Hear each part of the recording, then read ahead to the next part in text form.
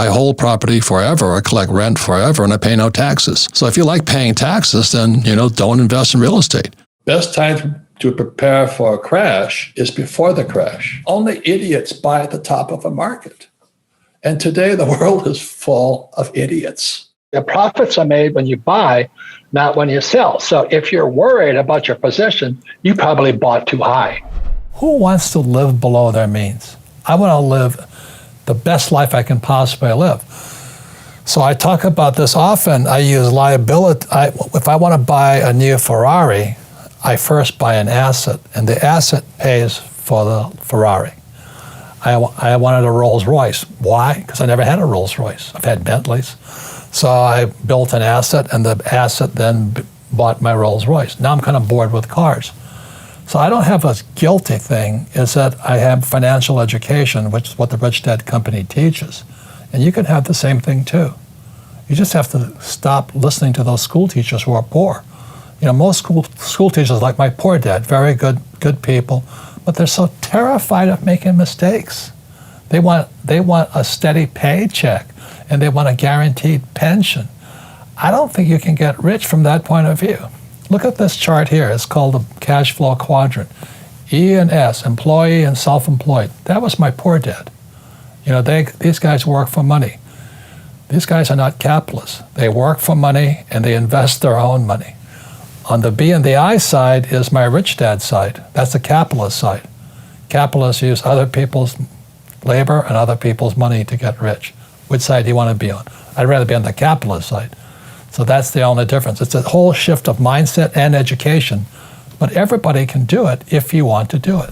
Need motivation? Watch Top 10 with Believe Nation. Hey, it's Evan Carmichael, and I make these videos because you are probably the most ambitious person in your circle, but you know you're capable of more. And you get that push by surrounding yourself with the best. So today, let's learn from one of the best, Robert Kiyosaki, and my take on his top 10 rules for success.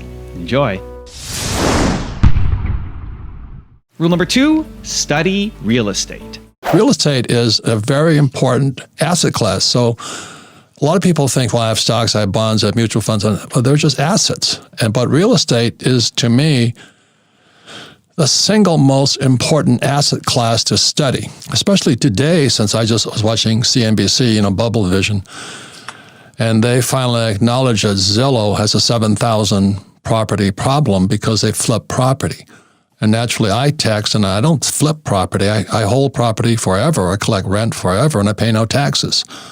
So if you like paying taxes, then, don't invest in real estate. If you like paying taxes, have a 401k, biggest ripoff I've ever seen. But so that's why real estate as an asset class in the macro picture globally is the single most important subject, but also the most complex. And the reason it's complex is if you buy, let's say, Apple stock, and you make a mistake, let's say you buy Apple at Tesla at $1,000 or something. You buy Tesla at $1,000 and it starts to crash, you can get out tonight. You can get out immediately. But you buy a piece of real estate, you can't get out. So in financial literacy, which most school teachers have no idea what that means, the word is called liquidity. And the reason real estate needs to be studied more than any other subject, other than entrepreneurship, is liquidity. You start a business, you can't get out if you make a mistake. If you buy a piece of real estate, you can't get out. Rule number 3, buy when prices are low. What should you do? Are you saying get out of equities, get out of your positions, stay in cash and keep that cash on the sideline to take advantage of the crash? What are you saying that an investor who's watching Kitco, who's watching these other channels, who's watching your channel, should potentially do in order to best protect their portfolio? Well, that's a great question, because the only reason you'd be worried, it really goes back to when did you buy? Yeah. Remember, your profit is made when you buy, not when you sell. So I remember in 2000, gold went down to like 300 or something like this. I thought I died and went to heaven. I just backed up the truck. So when Bitcoin went to, let's say, 20,000, I was going, well, that's kind of interesting. So when it backed down to 3, then rebounded to 6, I picked it up at 6, and it's 41 today. So your profits are made when you buy, not when you sell. So if you're worried about your position, you probably bought too high. Rule number 4, go against the norm. I said this whole thing is, should you be an entrepreneur? Well, a lot has to do with what your family said about it. You know, my poor dad always said the rich were crooks. Entrepreneurs were crooks. The rich were greedy. School, all you had to do was have a college degree and you were set. Different cultures. Yeah. And I had to go against all that, especially respecting the father.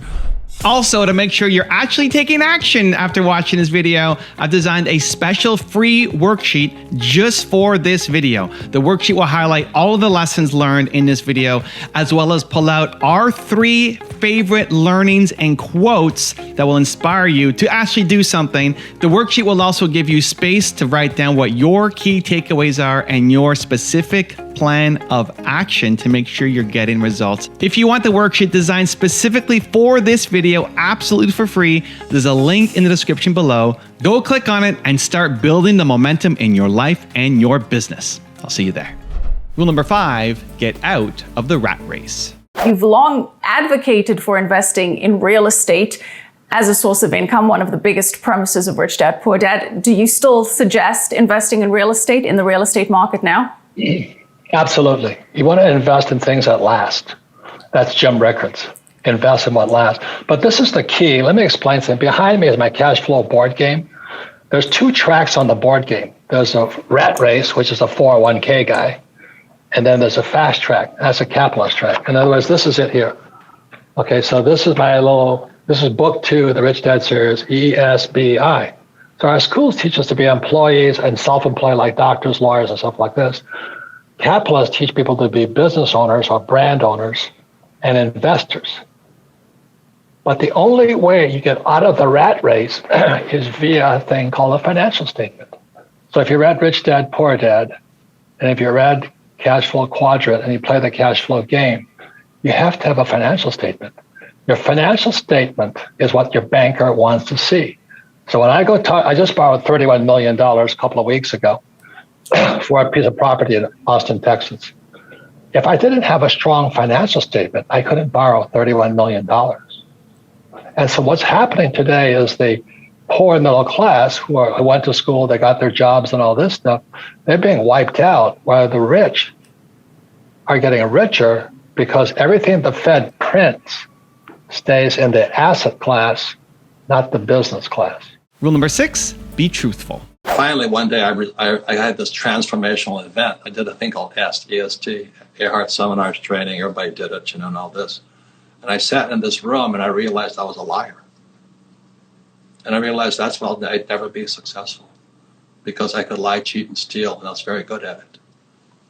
And so I called up Captain Abrams, and I was living in Hawaii, in Waikiki. I was making a lot of money in real estate. And I called Captain Abrams, and I said, Captain, I'm coming in. He said, what do you mean you're coming in? I said, I'm going to come in. I will tell you what I know. He couldn't believe it. I just realized if I didn't confess my sins, as a Catholic would say, I'd go to hell. Hell is not in hell. Hell is I live with my lying, cheating, stealing every day of my life. So I took the stand, and he deposed me. I told him the truth, the whole truth, and nothing but the truth. I told him every criminal event. They weren't really criminal. They were petty thieves. I did stupid things like fly this, did this, I machine gun goats from my helicopter. And I said, I did all this. At the end of it, 3.5 hours, I think I lost 20 pounds. And he said, I said to him, he says, Captain, he goes, I'm going to go to jail. He says, no, just thank you for telling the truth. He gave me an honorable discharge. And it was one of the most profound, transformational, metamorphosis. You go from an immature form to an adult form. I grew up. I said, holy mackerel, the truth will set you free. I understand that at a level that the average person will never know, because I had been such a scumbag, dishonest, disciplinary problem. And then, like with my wife, I've never cheated on her. Most of my friends cheat on their wives, 70% do. But when I said I'd get married this time, I would not cheat on her. Marriage is still hard, but cheating makes it worse, if you know what I mean. So it's a matter of not trying to change the world out there. You know, the crisis is between this here and in your heart. And that's why being a military leader or wartime leader is important, because it's about courage at this time. It's about being truthful, being forthright, being upright, being a stand-up guy. That's the difference today. And it's not about what the crooks are doing, it's what you're doing. Rule number 7, learn from your job. It was really hard because I didn't like, I'm actually a very shy person. So learning how to sell was the hardest thing I could do. But if I hadn't spent 4 years learning how to sell, I never made it here, I never made it here. So the entire time that you were here, you were preparing to jump to the other quadrant. Correct. So every job is not so much for the high-paying job with job security. For not everybody. You know, most people should have job security because they're not designed to be entrepreneurs.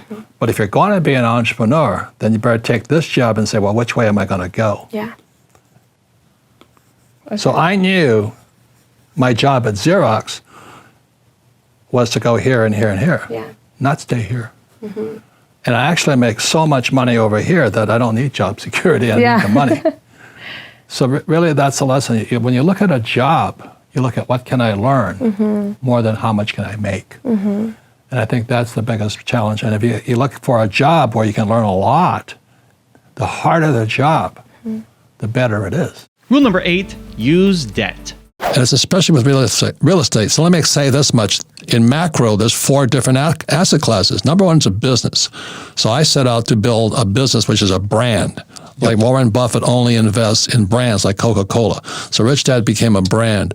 But to keep my money, I had to have real estate. So let's say I make $1 million at Rich Dad.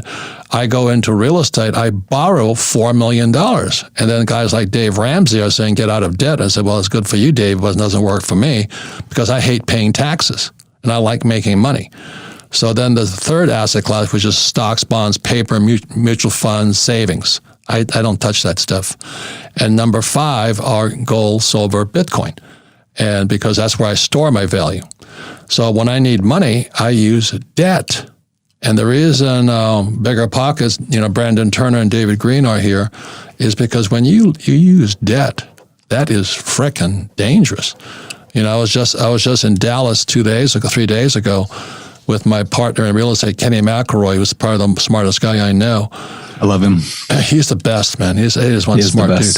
And he stood up there on stage with me. I said, Kenny, how much money have you borrowed this half a year so far?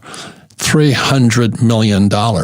Yeah. He sucked the air out of the room. Do you know what I mean? I said, well, why did you borrow $300 million? So number 1, we like to make money and we don't want to pay taxes. To me, that's smart. Rule number 9, be smart. I'm still saying buy gold, silver, and Bitcoin. Now, but will gold and silver and Bitcoin go up and down? Of course.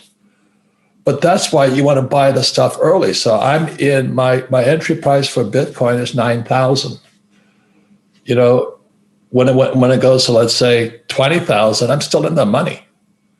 So right now, I'm very impressed with Bitcoin. I like the blockchain idea. I'm learning more. I'm an old guy, but I'm learning. But I do think it's the money of the future. At least blockchain is going to help it out. All these other cryptos coming out, I don't know about it. I just think my friends who are in the know tell me that Bitcoin is still the old dog, the best one to buy. So, but I'm not saying buy Bitcoin. I'm just saying I'm buying Bitcoin. It's a big difference. And I'm still buying gold and silver, but I started buying gold at $50 and silver at $1. So I'm in the money. So the best time to prepare for a crash is before the crash. So think about this. If I'm right, I'm not saying I'm right. Let's say they blow this huge bubble. Biden keeps handing out more stimmy checks and whatever these cartoons are doing. I mean, these guys are criminals. I mean, how can, I'm not political, but Trump was building a wall in the southern border and Biden opens the gates. I'm going, this country could not be more screwed up. I can't believe it. I can't believe it. So, ladies and gentlemen, it's better to be smarter than be euphoric right now. That's what I'm saying. So I get really rich when markets crash. So I'm watching Bitcoin. This is July 2021. When Bitcoin gets around 27 to 24,000, I get interested again. So that's like having Neiman Marcus go on sale. So let's say I like these pair of Prada shoes. So I love Prada shoes. Why? Because I have fat feet. They fit. Comfortable. They really are comfortable. But anyway, what was I talking about? Oh, so let's say Prada shoes at $500. Neiman raises the price. Oh, today it's $700. Would people rush in and buy Prada shoes at $700 when they're only $500?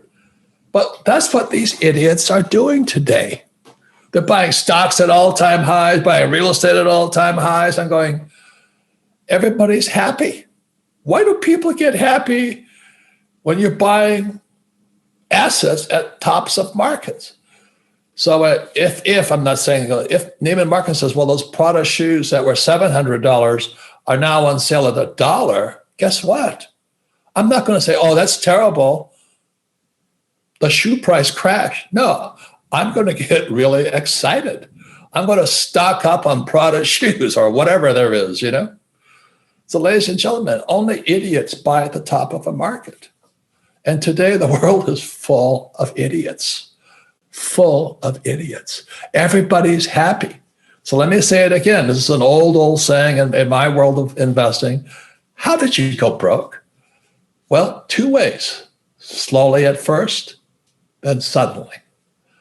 And I think that's my warning to you today. I'd be prepared for the crash. When Bitcoin gets down to 24, I'm going to come alive again. I'm going to get a little bit more excited. If gold goes down to, let's say, 1,000, I'm going to back up the truck. If silver goes to, let's say, 15, I'm going to back up the truck. So right now, I'm in a cash position.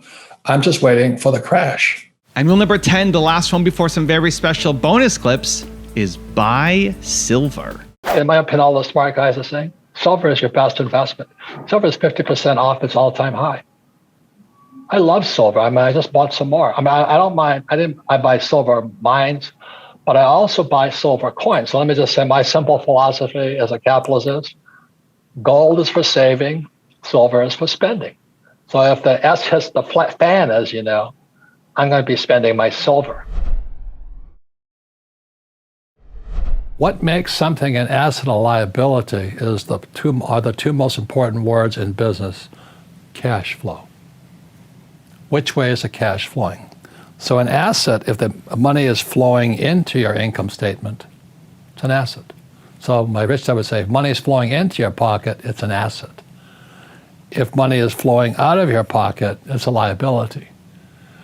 So the average person, they go out and they buy a house, they say, oh, it's an asset. But every month, it's flowing straight to the bank. So your money flows straight to the bank. Not that intelligent. You know, I want the money to flow from the bank to me. So it flows to the bank. Or what they'll do is they'll buy a stock or a bond or a mutual fund, and it's an asset, and it flies straight to Wall Street.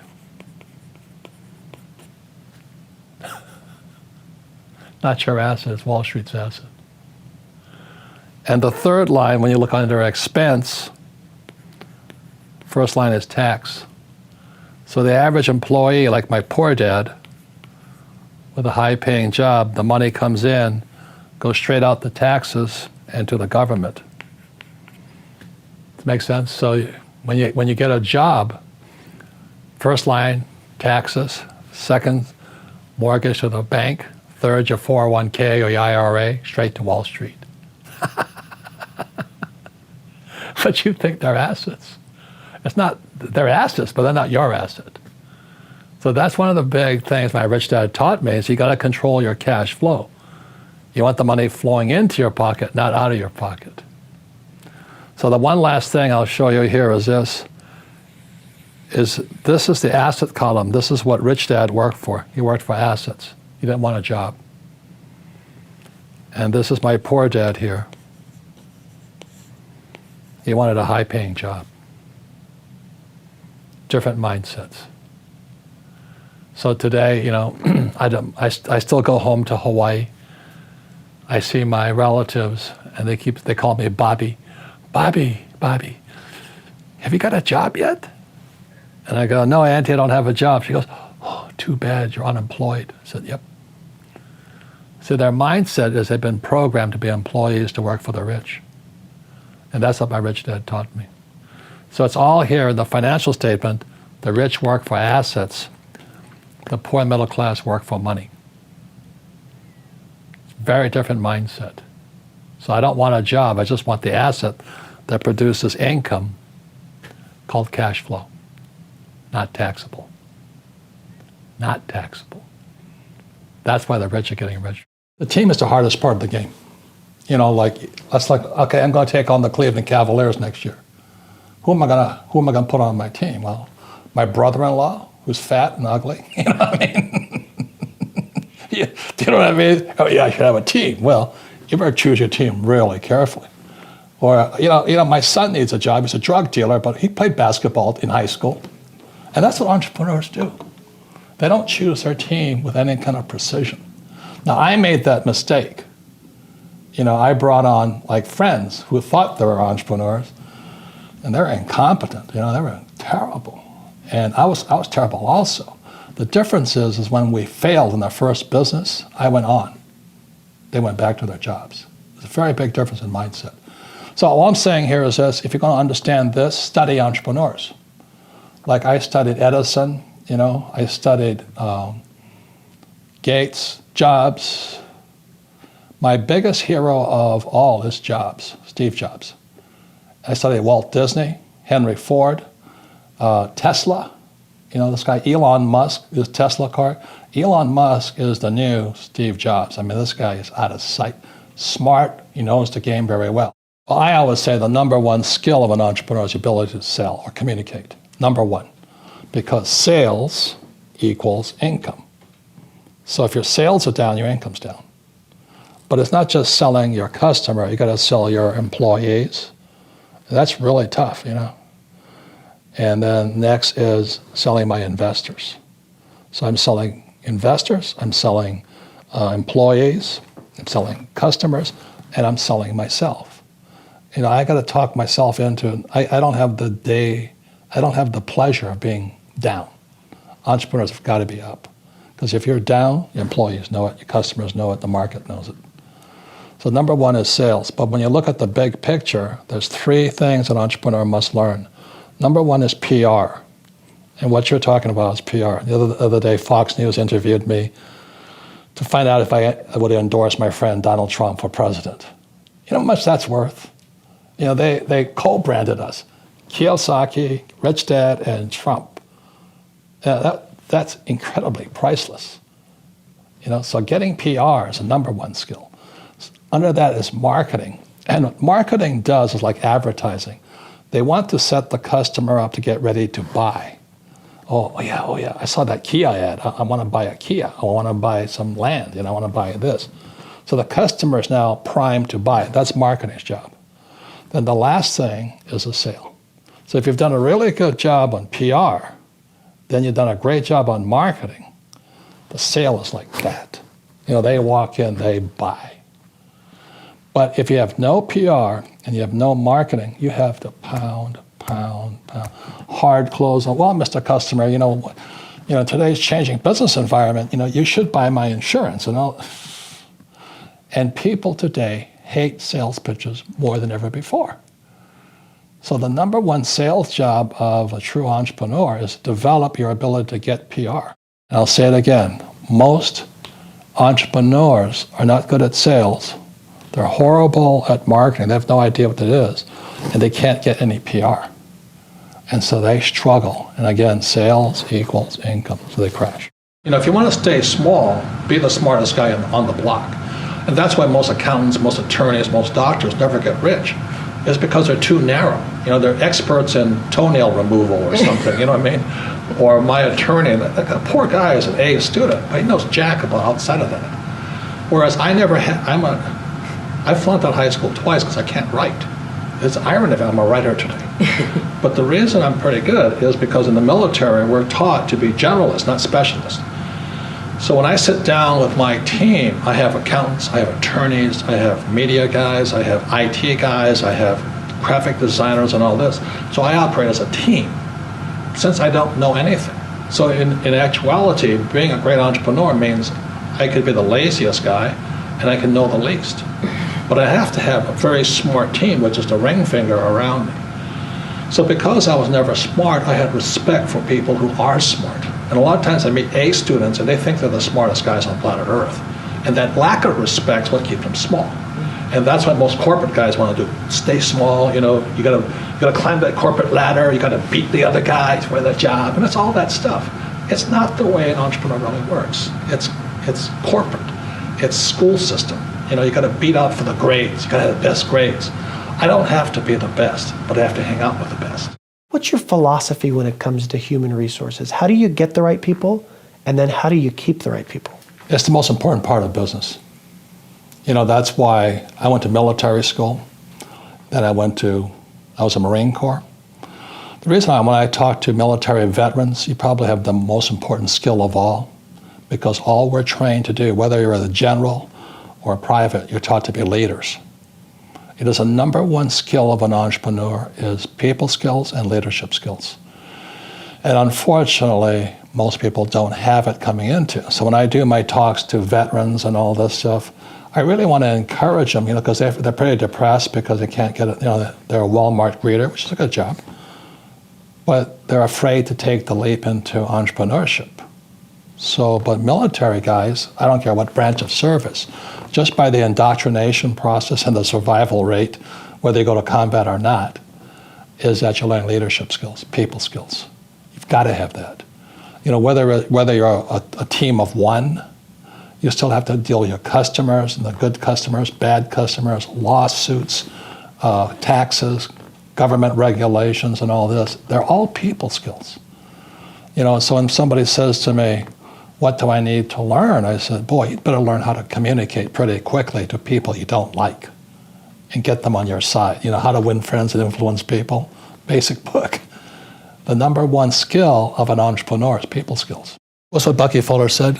You must trust your intuition, and it's called your gut feeling a lot of the times. And scientists have just recently found out there's actually brain material in your gut. That's why you get a bad feeling. And that's kind of where intuition comes from. It's more from your gut rather than your brain. And my intuition kind of changed because I went to Vietnam twice. I was a good Marine, U.S. Marine pilot and all this. I was doing it for God, country, and America, all this stuff. And one day I was standing on the battlefield in 1972 and I said, what am I doing here? Why am I killing these people? I don't hate them, they don't hate me. And that's when my life, you start waking up as you grow older. So I learned to trust my intuition and say what I had to say. Like this book is about the future also. Fuller was a futurist. So for me to write Rich Dad, Poor Dad in 1997, nearly 20 years ago, was about the future. It wasn't about 1997. So I always say to people, it's your mental skills, how do you control your thoughts, emotion, because I have a bad temper. When I lose my temper, nobody likes me. So emotion. And then it's physical skills. If I look like a bag of dirt and I'm not strong, people pick up on that. Health is important, all that. And then spiritual. I don't cheat on my wife. I don't cheat on my customers. I don't cheat people. I don't cut corners. If I can't do something, I'll tell you up front. If I screw up, I'll tell you. Do you know what I mean? As you and I know, there's a lot of scum out there who are entrepreneurs. But they have bad personal skills. They have bad responsibility skills. They're not legal, ethical, moral, and spiritual. And I think today, the way the world's going, you better legal, ethical, moral, and spiritual. I always ask people, what did you learn about money in school? And for the answer for most people is nothing. They all learn economics, balance a checkbook, but that's really not money. And the reason they don't learn about money is because the story of Rich Dad, Poor Dad is my poor dad was a PhD, which stands for poor, helpless, and desperate. No, he's a good man. But as you know, they don't learn much about money. And say, my father knew nothing about money. And that's the problem. So we have all these academic elites, like Obama and Hillary and those guys. They run the country with no financial education. Is your advice to other entrepreneurs to be searching for a big break? And if so, what's your advice on how for them to position themselves in the best way to increase the chances to get a big break? Well, again, I say that myself, you got to have 5 things going for you. And when you're prepared, it happens. But if you're not prepared, it doesn't happen. For example, I was out here in Aussie when Oprah called. I didn't start preparing when she called. I was prepared when she called. And my wife calls up and says, hey, Oprah called. I go, so what? She says, well, she wants you on the program. I go, so what? Because, real men don't watch Oprah. Popes watch Oprah, not me. You know what I mean? I don't watch Oprah. I didn't know who she was. So my wife says, get your butt home now. So I fly all the way from the bush, way inland from Brisbane, to Phoenix, to Chicago, and I'm sitting on Oprah. It's too late to practice. But I have done so many PR stunts, stuff like this here. I've practiced. And so when the lights went on, I went, oh my God, this is it. It's too late to practice. And I learned that in the military as a pilot in Vietnam. I don't say, well, I should have stuck a little harder before I got to Vietnam. Practice. Because when that little Viet Cong was shooting at me, there's only one guy going home that day, him or me. And that is too late to practice. And what happens for most entrepreneurs is they don't have the skills. They don't practice enough. There's a very good book called Outliers, The Story of Success. I think it's the best book for entrepreneurs because it talks how the Beatles became the Beatles. They played more than any other band in history. They played almost for free in Frankfurt or Hamburg, wherever they were. And the average person doesn't practice enough. Okay. I only became an entrepreneur because it was the greatest challenge I could take on as far as my personal education, personal development. Yeah. And it wasn't to make money, and as I said, my first business was a nylon and Velcro surfer wallet business, and the mistake I made, I was successful. And we grew internationally so fast, I just couldn't finance my success. And so I started borrowing money, and which was good. I started to learn how to raise capital. I learned how to negotiating. The reason I was in Korea fighting Taekwondo was I was out there negotiating anyway for production because we were manufacturing in Hawaii where the cost of manufacturing was too high. Sure. So I had to fly to Korea and Taiwan to negotiate manufacturing. I tell you, man, you're not stupid until you're negotiating against Koreans and Taiwanese, man. Those guys had me coming and going up one side and down the other. But that's what I did it for. Yeah. Do you know what I mean? Is to learn. And to learn to finance, learn how to factor, how to ship and then factor my inventory and all this stuff. And I learned so much as I was going broke, successfully going broke. And so when I explain to young people, that's what I did it for. That's how you get smarter. But in this academic culture, we're just talking about Jordan Peterson, how he rails up against academics. Well, in the academic culture, the person who makes the most mistakes is a stupid person. But in an entrepreneur, the person that makes the most mistakes and learns from them is the rich person. So I always say to young entrepreneurs, it's not money will never make you rich. It's your experience, how much you learn, the mistakes you make, the people you make. And all of those horrible experiences, they're all good experiences if you learn from them. Sure. And that's the attitudinal difference of an entrepreneur. Most guys are small business guys, they're not entrepreneurs. They open a pizza shop to make money and they get stuck in that pizza shop forever. They go, well, that's not me. And the subject of entrepreneur is a massive subject. So you got a drug dealer peddling drugs is also an entrepreneur, as is Jeff Bezos, running the biggest product-pushing company in the whole world. They're both entrepreneurs. But the gap between the drug dealer and Bezos, massive. So when I speak to young people, I say, what kind of entrepreneur do you want to be? And if you're just here to make money, since you can do that, but it's not exciting. I'm trying to explain to you, when they tell you get out of debt, that's stupid because the money is debt. And the only way money gets out of debt is via taxes. So all the people who work for money, you read Rich Dad, Poor Dad, what's lesson number 1? Rich people don't work for money. Correct. Money is debt. I use debt as money. And everybody thinks getting in debt is bad. Well, who told you that? I think the stock market is for losers. Why would you put money in the stock market when it's manipulated? That's what I think about. So I'm always watching the manipulation going on behind the scenes. That's what my brain is focusing on all the time. And I don't pay taxes. The question is, how is it I don't pay taxes? And I can tell you. That's an important question, because most Romanians and most people in the United States cheat on their taxes because they hate taxes so much. But you don't have to cheat on taxes if you understood how money was working. You think Donald Trump pays taxes? No. Nobody has seen his tax returns. Yeah, I know him. He's my friend. We don't pay taxes. That's the question. How is it we do that? That's an intelligent question. The reason you can't ask me this question because you don't know how I do it. That's what I'm thinking about. I'm constantly thinking about, how do I make money? How do I serve more people? How do I create new businesses, make more money, and pay less taxes and serve more people? Well, that's why I keep saying to the millennials, they're a pack of wimps. I meet millennials who are just horrifyingly weak. Snowflakes, I call them. Yeah.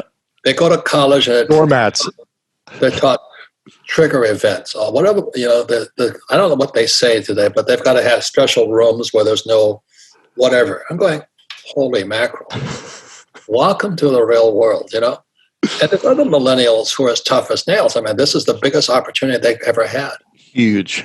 So it just depends upon what's between this year and this year, what's in your heart. I mean, I read constantly. Right now, the book I'm reading is a personal development book. It's called Happiness Morning. That's number one. And the second book is called The Miracle Morning and Happiness Advantage. One's written by a Harvard teacher, The Happiness Advantage, fantastic book. And the other book is Miracle Morning, written by an entrepreneur. And they say the same things, but in different ways. So I read both of them 3 times because they're so powerful. But I'm working on me. You see, the economy out there is just the economy. If you think it's a bad economy, it's because your bad economy is here. If you think it's, those jobs are tough, that's because that's you in here. And as any entrepreneur knows, it's always a good economy. No matter which way it's going, I can always make some money. It's always good. It's always opportunity. So I've got to protect the spirit or the entrepreneurial mindset inside of me. So when the markets crash, I make more money. Unfortunately, for the average person without financial education, the guy who invested for the long term, for job security, their house is an asset and all that stuff, they got wiped out. That's what happened in 2007 right here. They got wiped out by the crash, and others got richer by the crash. And that's the difference. I think there's people trying to do good by educating outside of the traditional school system where I think they're more limited. Correct. And that's why I created the cash flow board game, is because I learned about money playing. I learned about money playing Monopoly. Yeah. I learned more about life playing Monopoly than I did in 4 years of college. Yeah. I went to a really good school, the best schools in the world, U.S. Merchant Marine Academy. And I came out a rich man, but it didn't teach me much about money. I was only a high-paid employee. I just think about the economy, business, world affairs. My job is to make complex financial systems simple enough so the average person can understand it. That is extremely difficult because most people are brainwashed when it comes to money. Go to school, get a job, work hard, pay your taxes, save money, get out of debt, buy a house, and invest in the stock market. Everybody who follows that program has been brainwashed. I don't even care about money. I make a lot of money because I understand the system. I would never go to school, get a job, work hard, save money, get out of debt, buy a house, and invest in the stock market. I do everything exactly opposite. It is insane. The several things that I find, one more time, second book, Cash Flow Quadrant, ES. On the right side is B and I. And that's where guys like Mark Cuban and Damon Johns come from. You know, they're professional investors. They acquire companies, they finance companies. They have what's called family offices, not home businesses or home offices. They're family offices. So I have a family office. So when I was a young man, my rich dad said to me, someday you want a family office. I said, what does that mean? I got an office. He goes, no. It's where you have a whole team of people moving your money for you because you got so much money coming in. Say too much money is a problem also because you got to keep moving it. So I have a family office, and that was part of the whole process of becoming rich was so I could learn to have a family office. And the average guy has a 401k. Why am I kicking his butt? I don't care if he went to Harvard. You know, I kick his butt up one side and down the other, making millions, not paying taxes, but keep moving my money. Well, I always say quit your job, but that's not, I don't have a job. I've only had one job. And I never wanted a job after that because I had to be hungry. Not to say, but we're all different. We're humans. We're different beings. If I show you this diagram here, it's why I created my cash flow board game. Because we have 4 different intelligences. We have mental intelligence. We have, I don't know what that one is, physical intelligence. You probably have very good physical to make, football and all that. Yeah. Emotional intelligence, but spiritual intelligence. So I went to military school in New York. The first thing is spiritual. I become a Marine. It's spiritual. Yeah. You know what I mean? Because you're putting your life on the frickin' line. Yeah. So Nassim Taleb, wrote the book, The Black Swan. He also wrote Anti-Fragile. He says there's 3 kinds of people in the world. There's fragile, and that's what our school systems are putting out. Fragile, wimpy, snowflakes. And that's your choice. You want to be that way? Have a good life. The second type is then, so a fragile is like a champagne flute. Yep. You hit it, it shatters. Then the second one is called robust. And a robust person is like the rock.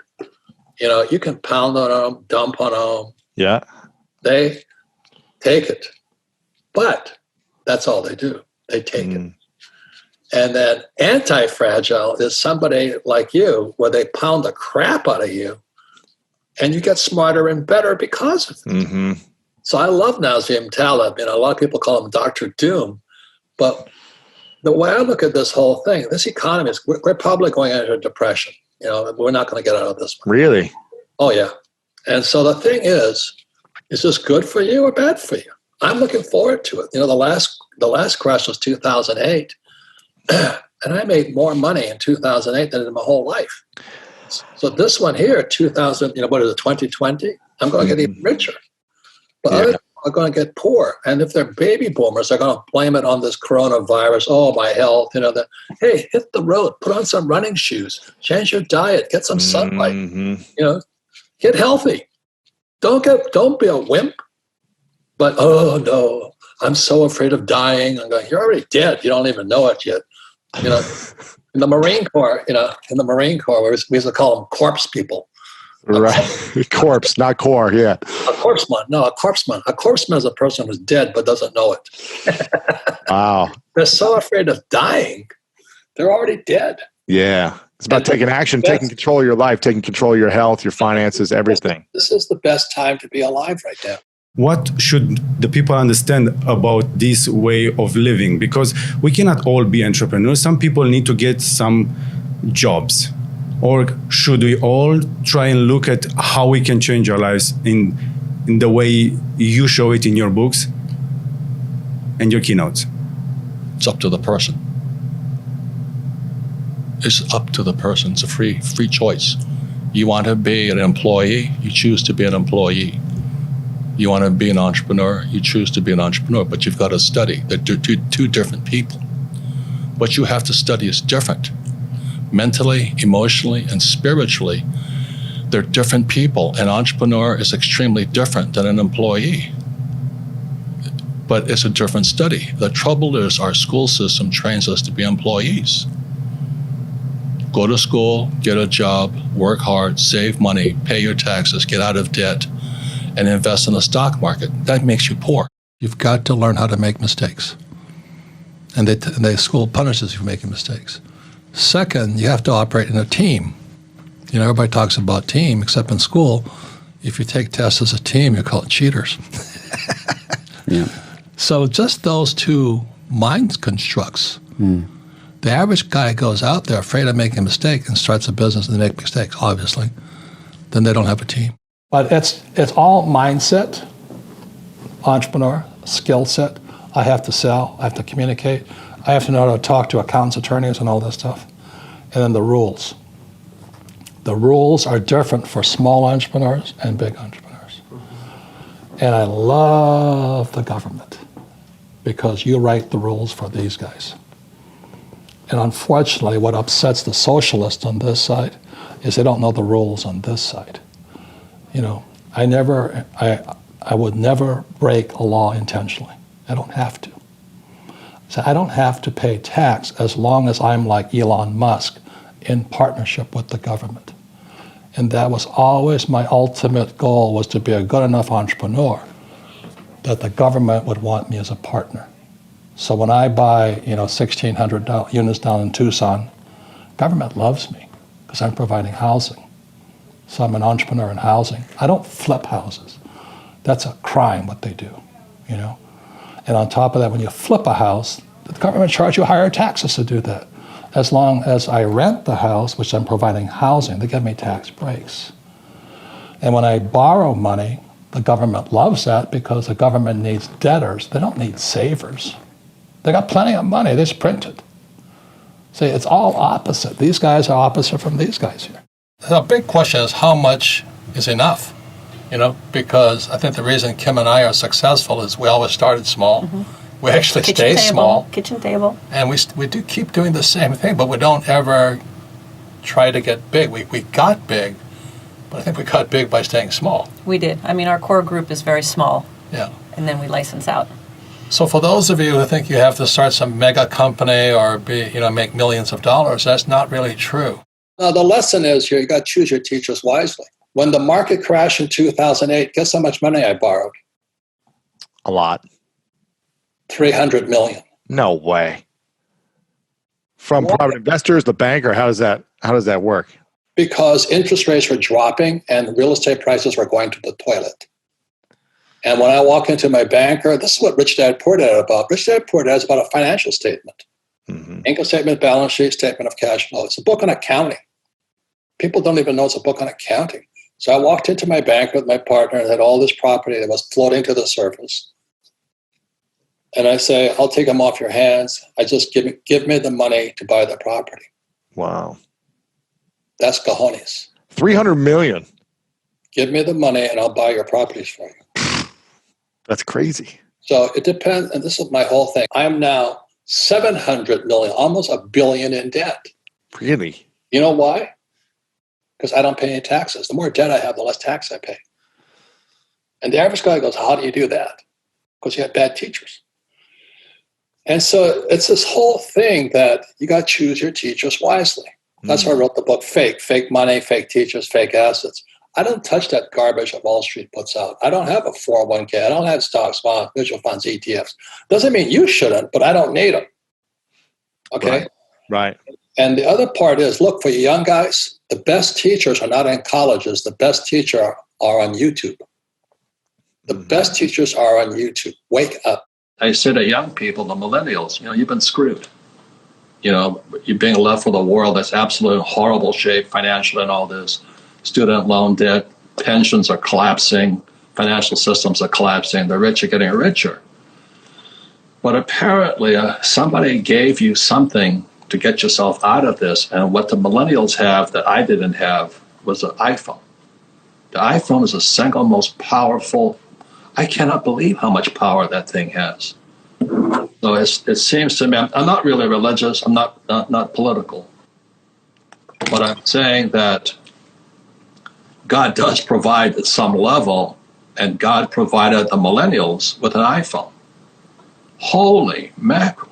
All you have to do is sync your brain to that iPhone. You have more power than you and I ever had when we were their age. Do you know what I mean?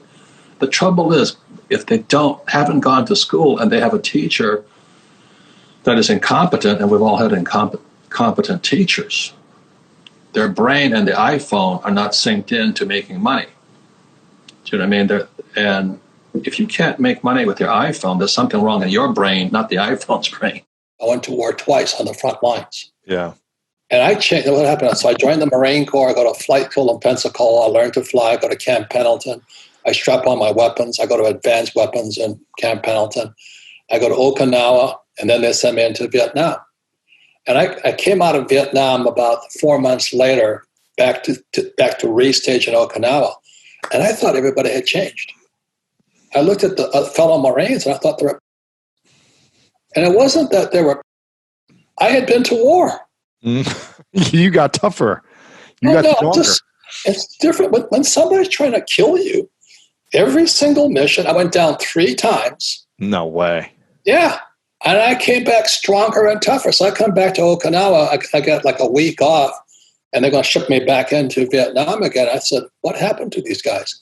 And it wasn't that they changed, I changed. So what happens to entrepreneurs who go out and they get their ass handed to them and they survive? If you survive, you see the world differently. And so that's what happened to you when you get injured and all this. Yeah. You see a different world. Whereas some peacetime who's climbing the corporate ladder right now, they just lost their job. They're sucking their thumb. This is the worst time for them. Yet for a wartime leader, they're excited. They're excited about it. Yeah. It's the best of times. Yeah. If you're an entrepreneur right now, the world's open to you. If you're an employee, your world's dead to you. Well, the Japanese had a thing called kumiai. Kumiai. Okay. Kumiai was that if you lived in the same neighborhood in Hawaii and you were Japanese, all the Japanese stuck together. And my father, who was 6'4", for Japanese is pretty big, the kumiai would come and talk to our family about the Japanese sticking together. My father threw them out. And these are he says, look, we're Americans. Get that in your head right now. So I had this conflicting cultural values. Sure. So again, for every entrepreneur, first thing you must inspect is what was your cultural heritage. Not that it's right or wrong, but with the values. I made my usual wise ass remark, only lazy people use their own money. And that's because I have spent much of my life raising capital. Today you have crowdfunding and all that stuff. But the reason I had to learn to raise money was because I had no money. And so if you read Rich Dad, Poor Dad, in there, my rich dad always said, never say, I can't afford it. And it was my rich dad and many of my teachers subsequent to that. They said, lazy people always say, I can't afford it. I don't have the money. That's why they're poor. They have a poor mindset. So instead of figuring out how to raise money, it's just really easy to be a loser. And I call it losers. It pisses them off. Because we all have the power, if we wanted to not be poor if we learned how to raise money. If you're poor right now, it was called look in the mirror. That's what my dad always said to me. He says, if you're looking in the mirror right now and you see a loser, that's what you are. You can't make money in this economy. You better change your thinking. Hindsight is 20/20, as they say. Yes. If you're looking at, you don't have any money, you don't have a job, your boyfriend or girlfriend has left you, and sitting there goes, well, how did I get here? How did I get here? There was a great book called, Gulag Archipelago by Solzhenitsyn. So he gets thrown in a concentration camp or a gulag in Siberia, and he says, how did I get here? You know how he got there? Because he was a peacetime leader. Didn't fight back. So people are being sold the bill. Go to school, get a job, pay taxes, save money, get out of debt, buy a house. The house is an asset, and invest for the long term in a well-defined portfolio of stocks, bonds, mutual funds, and ETFs. And I do none of that. So these guys have become small entrepreneurs. They wind up in 60% brackets. You can edit all that out, right? The coffee. Okay. So you go, they're a 60% bracket. So my objective was to get to the I and the B and the I. So on the B side, when you have 500 employees or more, you pay 20% in taxes. So that's why, when we're here in New York City, when Amazon was looking to move to New York, they were going to give them all the tax breaks possible. Now you're Joe Schmo, the computer programmer. They're not going to give you any tax break at all. You pay the high taxes. Pay more, yeah. And then the I quadrant is a professional investor, the insider, the inside guy. And the number one asset is real estate. That's the game. It's debt and taxes. So every time I make money in the B quadrant as a business owner, as a 20% bracket, I then move my money into real estate and I pay no taxes. Yep. And that's the game. So I get the whole tax system of capitalism is designed to make you richer. But our schools will never teach you that, which is the battle today between you academics who are E's and S's for most sakes. And then you have the B's and the I's. Their skill sets, their mindsets, their beings, their spirits are different.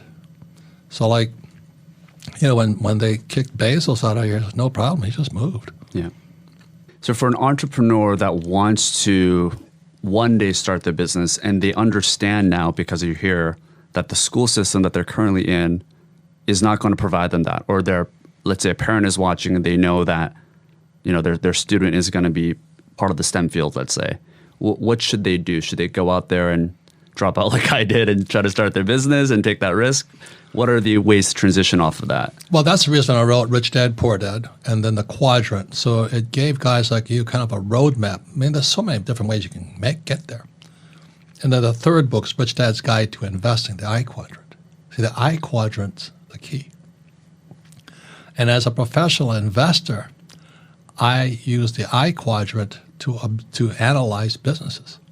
Like I just invested in an education company, and somebody, are you a trader? What's wrong with you? Why are you investing in an education company?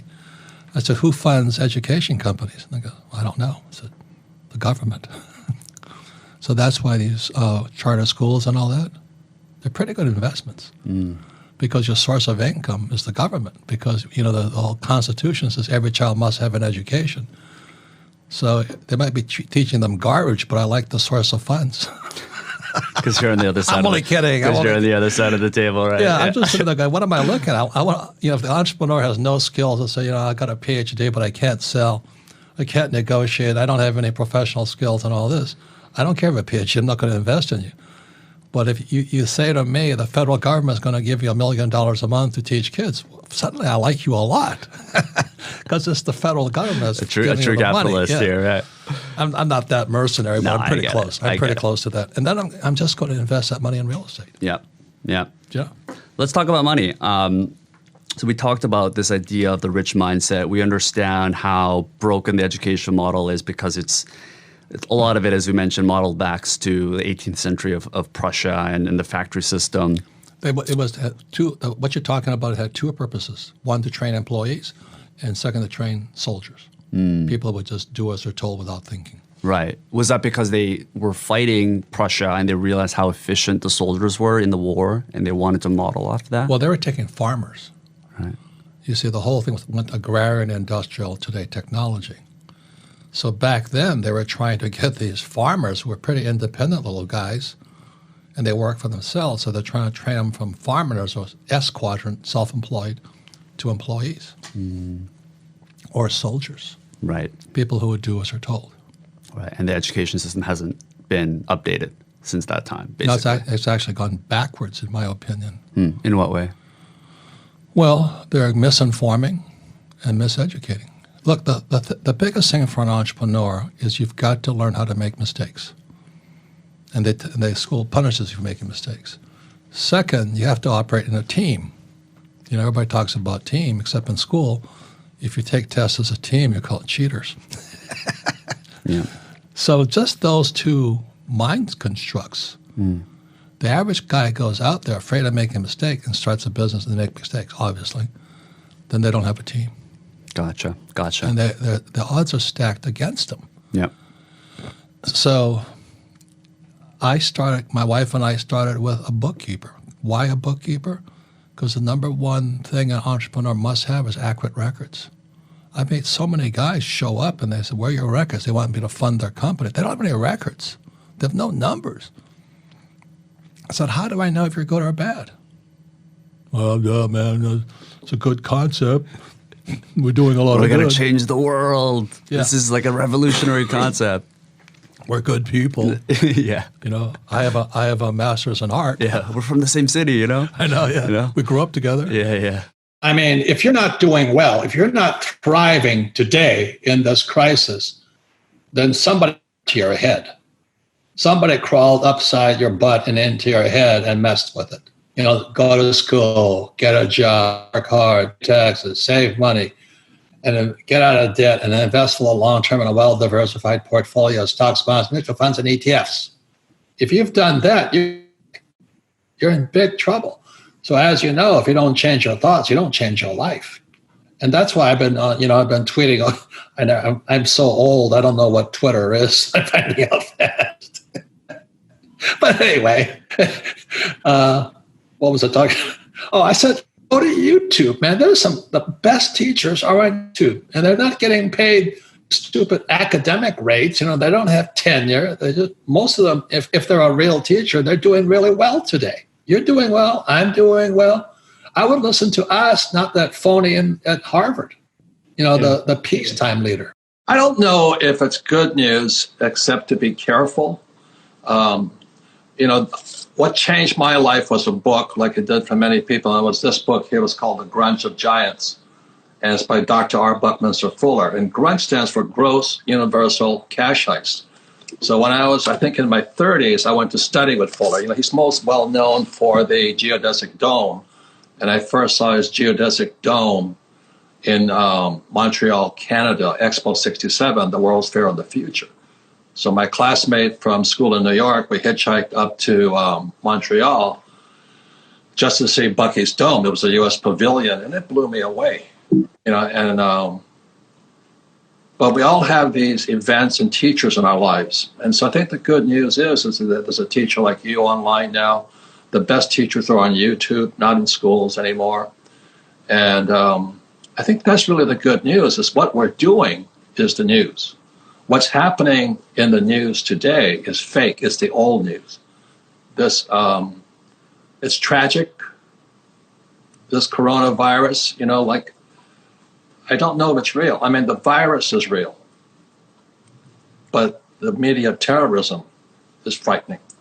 So I've already been warned many times to stay in my lane. Don't go into medicine. Don't go into this virus. Stay teaching people with my little cash flow game. You know, I'm talking about stay small or we'll stomp on you. So I just remember back in I first went to the Dome in Montreal at the World's Fair in 67.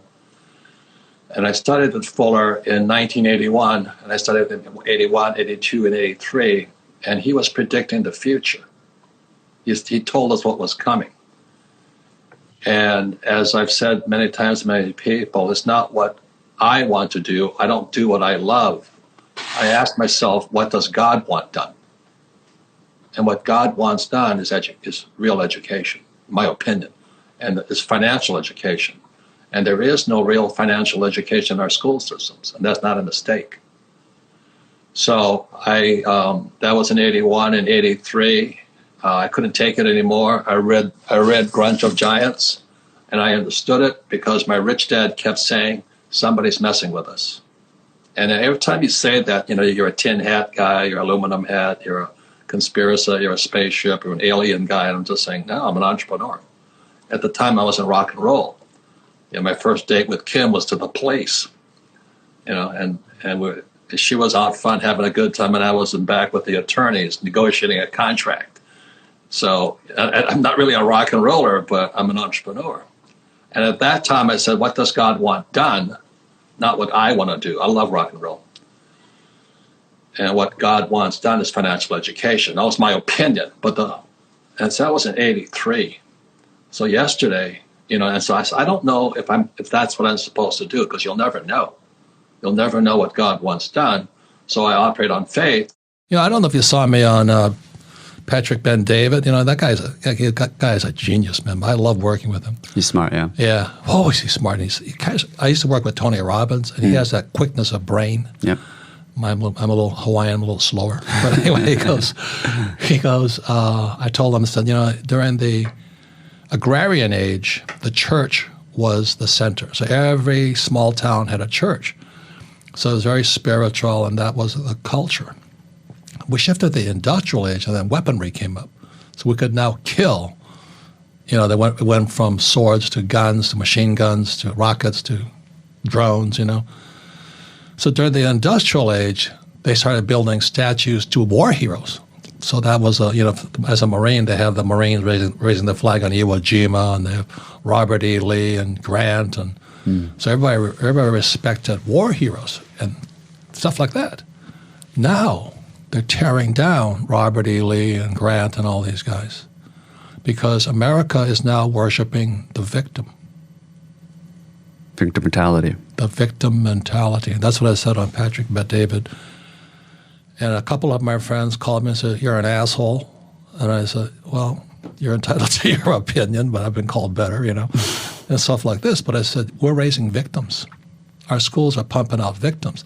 And the reason I like this guy, Jordan Peterson, is he says, it's not what a person stands for. You see that? He did this great thing. It's what are they against? He says a lot of times they'll stand up there and say, well, I stand for socialism, but they're really against the rich. And so that's why when you talk about Andrew Yang and Pete Buttigieg and all this stuff, I wonder what they really stand for. What are they really fighting for? So I'm upfront with you. I'm fighting for capitalism. Yeah. I fight for education, that we should have better education. I'm not saying anything else inside that. I don't have a hidden agenda. Sure. So when these guys are talking about we're going to fix the homeless, I said, what does that mean? And so what Jordan Peterson says, they're against the rich. They're not for the homeless. They're against the rich. And that's where most of the people on the left are. And I don't know that because I'm not political, not Republican or Democrat. You don't have any religious agenda. You want to believe in God, fine. Don't want to believe in God, fine. But I want to know what you really stand for, not what you pretend to be standing for. So the reason I say only lazy people use their own money is because it takes much more intelligence to raise capital. And so I've never been able, ever since my rich dad, as a little boy, my rich dad forbade me from ever saying, I can't afford it. He says, figure out how you can afford it. How can you do something? Figure out how you can do something. So over my lifetime, most of the projects I've started, I've never had any money. I like not having money because it forces me to think. I get creative. I have to educate myself. I have to talk to rich guys. Hey, how'd you do this? How'd you do that? How'd you do that? And what has happened to me, I just turned 72, I've never needed money. Because if I need money, I figure out how to raise it. So today you guys have crowdfunding and all that. I don't know what that stuff is. But it's easy to say I can't afford it. All the poor people say I can't afford it. All the poor people say, well, it's tax the rich. All the poor people are saying, well, give me a free education, free food, free schooling, free manicures, free pedicures. There's laziness, my opinion. Look, understand something. I don't have stocks, bonds, mutual funds. You know why? Why? I can make up my own assets. I wrote this book called Rich Dad, Poor Dad, 31 million copies. I make $5 a book. You do the math on that one. I create my cash flow game. I think I make $6 or $7 a game in 50 languages. I know how to sell. You go to school, get a job, you become an employee, but you learn nothing about taxes. Then you become a little entrepreneur. You start your little falafel shop business or whatever you start, right? So self-employed, small business. And then you have big business, 500 employees or more, or I for investor. So Tom, how much tax do employees pay? Well, typically if they're making a good salary, and this is, by the way, the same rates around the world, typically it's going to be about 40%. 40%. And after the Trump tax cut, did that change much? Not much. It didn't. So if you're I'm going to start my own little business, I'm going to start my little pizza shop or my coffee shop, how much do these guys pay? Well, now it goes up because you're paying both your share of the taxes plus the employer's share of the taxes because you've got both sides. So now it goes up as high as 60%. So when you hear a young person, an old guy like me saying, I'm going to start my own business, they don't know anything about taxes, do they? No, and in fact, this is the place where people get in trouble, because over here, the money's being taken out of your paycheck. But here, you're responsible for your taxes, and so what happens is that you go, let's say you're successful with your pizza shop, right? All of a sudden, tax time comes around, oh no, I've spent all my money and I don't have money to pay the taxes. And people go out of business real fast here. Well, it is surprising because a lot of the millennials do want to start up their own small little business, right? And what they're not aware of is that they're going to be in the 60% tax bracket. Because taxes are your single largest expense. So if you're going to start your own business, you got to be aware of taxes here. Now, big business has 500 employees or more, how much do they pay? Typically around the world, about 20%. Now, why is it that big business people pay less than small business? Well, basically, the government wants us to do certain things, and they'll give us incentives if we do them. And what they want out of a big business is they want employment. So they want to create employment because that creates stability in the country. Jobs, right? And so the more jobs you create, actually, the more tax benefit you get. Well, look at Amazon right now. They're looking at moving their company. How many tax benefits are they getting? Oh my heavens, they pay very, very little tax. Amazon does, and they pay, you talk about all those different kinds of taxes. Not only do they pay very little income tax, but they're also paying very little sales tax and employment taxes and all those others because they're getting benefits from multiple types of government, the federal government, the state government, the city government. Is that how Elon Musk started his battery factory in Nevada? Well, yeah, I mean, Elon Musk, he gets huge research and development tax benefits, which, by the way, that's a tax benefit that is available in most countries more than the U.S. Right. So if you're going to stay small, I mean, it's a good place to start, but you're going to really want to come over here eventually. And then the professional investors. See, these guys are passive. These guys invest in stocks, bonds, mutual funds. They save money. They're passive guys. They pay the highest taxes. But how much does a professional investor, like Shark Tank, how much do these guys pay? So they can pay as little as 0%. Right. They can actually completely eliminate their tax. First word I had to learn at the academy, mission. Mission is spiritual. What's your mission? And my mission has always been to serve people. Most people, all they give a is making money and screwing people. That's called the Federal Reserve Bank, Wall Street, and all that. I want nothing to do with them. So I just don't play their game. But you have to get smarter not to play their game. Rule number one in Rich Dad Poor Dad, the rich don't work for money. And most people miss that one. But that goes back to 1971 when Nixon took us out the gold standard. Yeah. And money became fake money. Yeah. So anyway, my Rich Dad was preparing me to think about how can I make money without money. And the way I do it, I create an asset, like a book. I'm not saying write books because that's a tough industry. But I write a book today. I sell 50 licenses to 50 different languages. And I collect royalties for years, the long tail. Yeah. So my money just keeps coming in. With that, I borrow. So let's say I make $10 in a book. I'll borrow $50 to invest in real estate.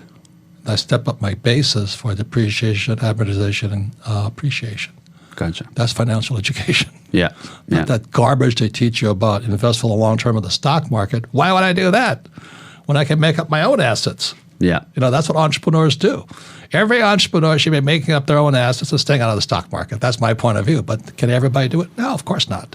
Sure. But I've screwed up enough times to prove I can do it. And my accountant will back me up. Yeah, the guy is an idiot, but he does create assets. So in 1989, when the World Wide Web came up and the Berlin Wall came down simultaneously, I thought that was interesting.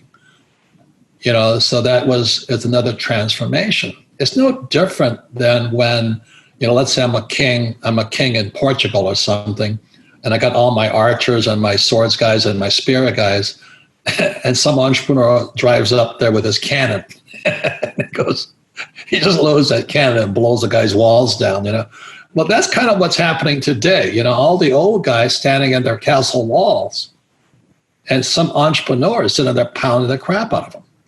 So exactly when I was with Steve Burke of NBC Universal, he was saying the guys, what we're doing, the guys on social media are kicking their butts right now. They don't know what to do. They can't stop us. So that's kind of what I'm talking about. The problem is the average person, because they went to school looking for a job, they can't see what's going on. They're blind. So, and I think it was on your program, you hold up a cell phone, you got more power in that cell phone than when I first went to the academy in New York in '65. They had full, rooms blown, Sperry computers and all that. You got more power in that cell phone than that Sperry computer at my school in New York. And if you can't make money with that cell phone, hang up the jockstrap, man. I made a fortune in 2008. 2020, I'm making more money. I'm paying less taxes. It doesn't mean I don't have problems, but I'm prepared for this. My biggest problem right now is because everybody's taking a vacation, I can't get enough product. I'm selling out. My cash flow game is sold out. It's selling out constantly all over the world. All over the world, I get royalties from my book sales. My book sales are going through the roof right now. So I'm making more money. Information, yeah. There's two kinds of discipline. There's internal or self-discipline, and then there's external discipline. So right now, if the world's kicking your butt, that's external discipline. And if you're self-disciplined, the world's kissing your butt right now. It's up to you. My poor dad, my PhD father, he always said to me, he says, I'd be a rich man if I didn't have you kids. And I said, well, Dad, it's not my fault you had kids. I just can't afford it because I have kids. And the more he said that, the angrier I got. So when I met my rich dad at age 9, he says, well, that's why your old man's poor, because he's lazy. He thinks his PhD is going to carry him. He says, everybody can say, I don't have money, I can't afford it. He says, that's why he's poor. He's lazy. But my father kept going back to school, Stanford, University of Chicago, Northwestern. He never learned any of this stuff.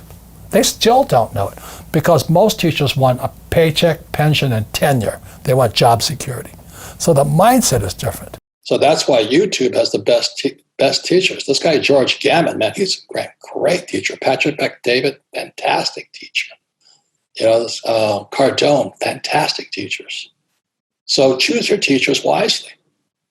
That's all. That's what I say, because I had to choose between my rich dad and my poor dad. My poor dad, PhD, poor, helpless, and desperate. And that's what he wanted me to do when I came back from Vietnam, was get my master's degree, get my PhD, and fly for the airlines. If I had done that, my friends who flew for United, they're broke. You know why they're broke? Because Wall Street stole their pensions. It's called an ESOP, employee stock option plan. So, over my lifetime, I've raised hundreds of millions of dollars. And it's because I didn't have money as a young person that I learned how to raise capital.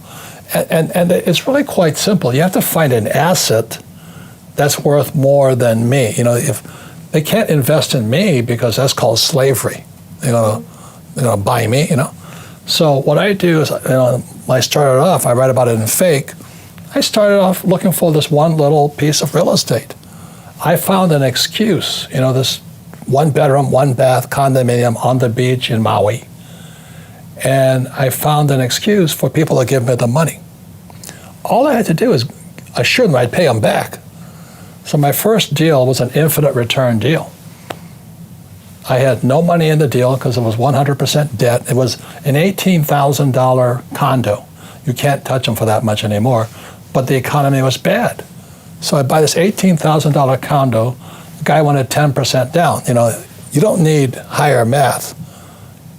10% of 18,000 is how much, sports fans? $1,800. I could have used my money. I had the money, but that would be too easy.